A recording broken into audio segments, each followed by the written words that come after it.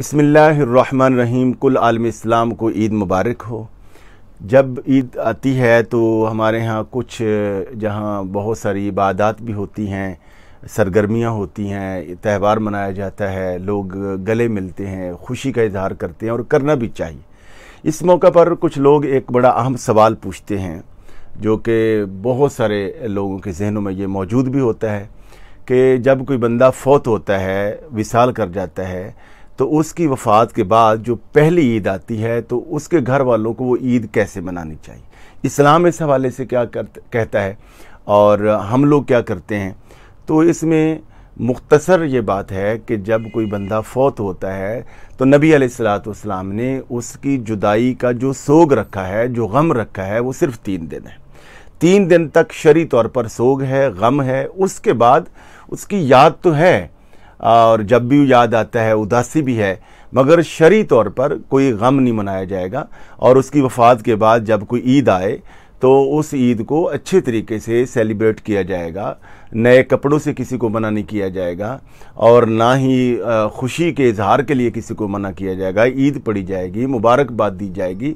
हाँ, अलबत्ता यह है कि तभी तौर पर और फितरतन ज़ाहिर है कि किसी का प्यारा चला जाता है तो उसकी जुदाई का एक गम है और अफसोस है, और वो एक गम की कैफियत बन जाना, हत्ता कि किसी की याद में आंसुओं का बह जाना, तो ये तो हो सकता है। मगर जानबूझकर या शरीफ फरीदा जानकर किसी के यहाँ बाकायदा जाके गम का इजहार करना और वहाँ लोगों की खुशी को गम में बदलना, ये मुनासिब नहीं है।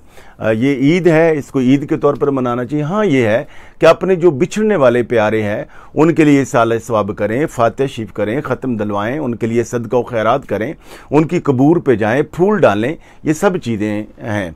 देखिए, जब नबी अलैहिस्सलाम ने पहला गज़वा जब कुफ़ार के ख़िलाफ़ जब वो जंग हुई तो मदीना मुनव्वरा में, ये सन 2 हिजरी में, तो ये 17 रमज़ान मुबारक थी। 14 मुसलमान जो है वो मैदान बदर में मुजाहिदीन इस्लाम असहाबे बदर वो अल्लाह को प्यारे हुए, जाम शहादत नोश किया।